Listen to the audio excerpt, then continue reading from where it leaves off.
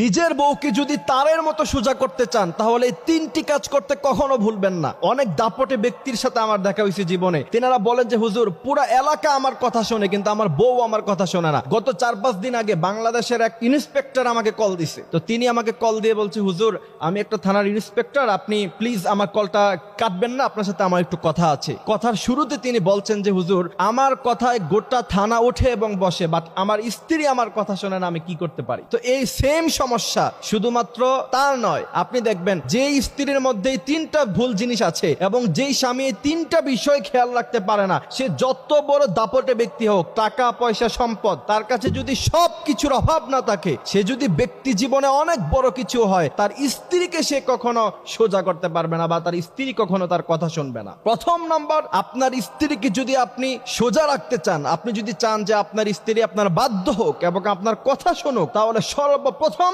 আপনার যে কাজটা করতে হবে সেটা হচ্ছে স্মার্টফোন আপনার স্ত্রীর কাছে দেয়া যাবে না। এবং এটা আমার অভিজ্ঞতা থেকে বলছি, আজকে 2 বছরের ওয়াজের ময়দানে আমার যে অভিজ্ঞতা হয়েছে, মানুষ যেই পরিমাণ আমাকে কল দেয় দাম্পত্য জীবনে শুধুমাত্র তার স্ত্রী তার কথা শোনে না, তার প্রথম নাম্বার কারণ হচ্ছে একটা স্মার্টফোন থাকে, স্বামীর সাথে একটু থেকে একটু ঝগড়া হলেই অন্য ছেলেদের সাথে মেসেজ করা শুরু করে দেয়। কিছু কিছু মেয়ে আছে, সবাই এমন নয়, আমি সবাইকে দোষ দিচ্ছি না। এই জন্য আপনি যদি চান আপনার স্ত্রী ভালো থাকুক এবং আপনার বাধ্য থাকুক, সর্বপ্রথম কাজ হচ্ছে আপনার স্ত্রীকে আপনি স্মার্টফোন দিবেন না। এবং যেই সমস্ত ছেলেরা এখনো পর্যন্ত বিয়ে করো নাই, তোমাদের কাছে আমার রিকোয়েস্ট হলো তোমরা বিয়ে করার আগে তোমার বউকে, তোমার স্ত্রীকে এই কন্ডিশন দিয়ে বিয়ে করবা যে আমার কাছে বিয়ে হলে আমি তোমাকে স্মার্টফোন আজীবন কোনোদিন চালাইতে দিব না। যদি এই শর্তে রাজি হয় তাহলে বিয়ে করো, আর না হলে বিয়েই করার প্রয়োজন নাই, অন্য মেয়ে ভালো মেয়ে খুঁজে তারপর বিয়ে করো। কারণ স্মার্টফোনের কারণে মানুষ যেই পরিমাণ পরকিয়া করতেছে আপনি কল্পনা করতে পারবেন না। বাংলাদেশে আজকে নিউজগুলোর দিকে আপনি তাকান, নিউজের মধ্যে আপনি দেখবেন 40 বছর 50 বছরের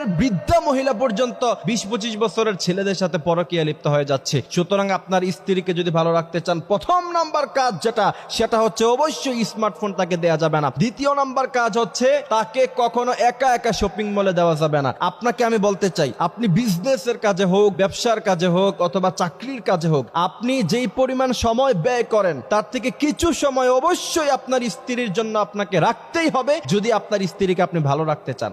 এখন আপনি সারা মাস চাকরি নিয়ে ব্যস্ত, সারা মাস ব্যবসা নিয়ে ব্যস্ত, স্ত্রীর হক আদায় করলেন না, এটা খুব স্বাভাবিকতার কথা যে আপনার স্ত্রী পরকিয়া করবে বা আপনার বাধ্য হবে না, আপনার কথা সে শুনবে না, এটা খুব স্বাভাবিক কথা। আপনি আপনার স্ত্রীকে যথেষ্ট পরিমাণ সময় অবশ্যই দিতে হবে। আর বর্তমান সময়ের মেয়েরা তো একটু বেশি চালাক, স্বামীর কাছে একটু বেশি সময় চায়, বেশি সময় চাইলে বেশি সময় দেন, তাও আপনার স্ত্রীকে নিজের করে রাখেন, আপনার স্ত্রী যেন অন্য কারো না হয়ে যায়। এই জন্য দ্বিতীয় নাম্বার কাজ হচ্ছে কখনো শপিং মলে গেলে অথবা বাজার হাটে গেলে নিজে তাকে নিয়ে যাবেন, একা একা কখনো ছাড়বেন না। এবং রাসূল করিম সাল্লাল্লাহু আলাইহি সাল্লামের স্পষ্টভাবে হাদিস শরীফের মধ্যখানে নিষেধ আছে, স্ত্রীকে একা একা কখনো ছাড়া যাবে না। এই জন্য স্ত্রীকে সোজা রাখতে চাইলে দ্বিতীয় নাম্বার কাজ হচ্ছে কি স্ত্রীকে একা একা কোথাও ছাড়া যাবে না। তৃতীয় নাম্বার কাজ, আপনার ফ্রেন্ড, আপনার বন্ধু বান্ধব আপনার ঘরে আসে, আপনি তখন থাকেন না, ভাবির সাথে কি মধুময় আলাপ করে, এই সিচুয়েশন কখনো আপনি করতে দিবেন না।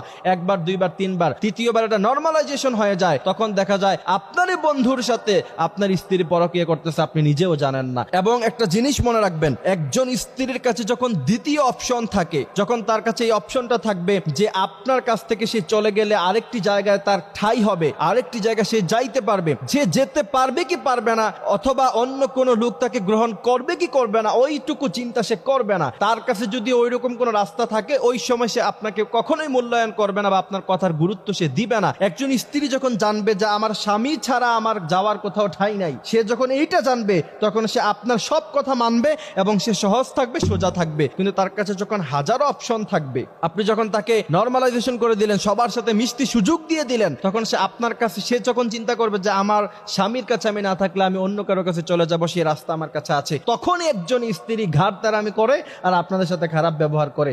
এই জন্য প্রিয় ভাইয়েরা আমার, বিষয়গুলি বাস্তব অভিজ্ঞতা অভিজ্ঞতা থেকে বলছি, যদি বিশ্বাস না হয় তাহলে দিনটা ভুল কাজ করে দেখেন যে আপনার স্ত্রীকে আপনি রাখতে পারবেন না, কিছুদিনের মধ্যে এটার ফলাফল পেয়ে যাবেন।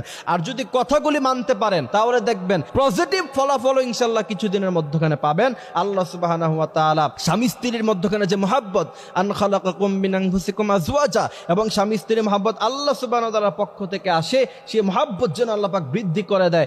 এবং আল্লাহ রাসূল বলছেন, কোন স্ত্রী যদি কোনো স্বামীর দিকে তাকায় মুচকি হাসি দেয়, সেটা নফল নামাজ পড়লে যেই পরিমাণ সওয়াব পাওয়ার কথা সেই পরিমাণ সওয়াব আল্লাহ দেয়। এবং কোন স্বামী যদি স্ত্রীর দিকে তাকায় হাসি দেয়, সেটাকেও আল্লাহ পাক সওয়াবের কাতারে দাঁড়া করাইয়া দেয় এবং আল্লাহ পাক তাদের উপরে খুশি হয়ে যায়। সুতরাং দাম্পত্য জীবনে সুখী হতে চাইলে ইসলামকে পিছনে ফেলার কোনো রাস্তা নাই।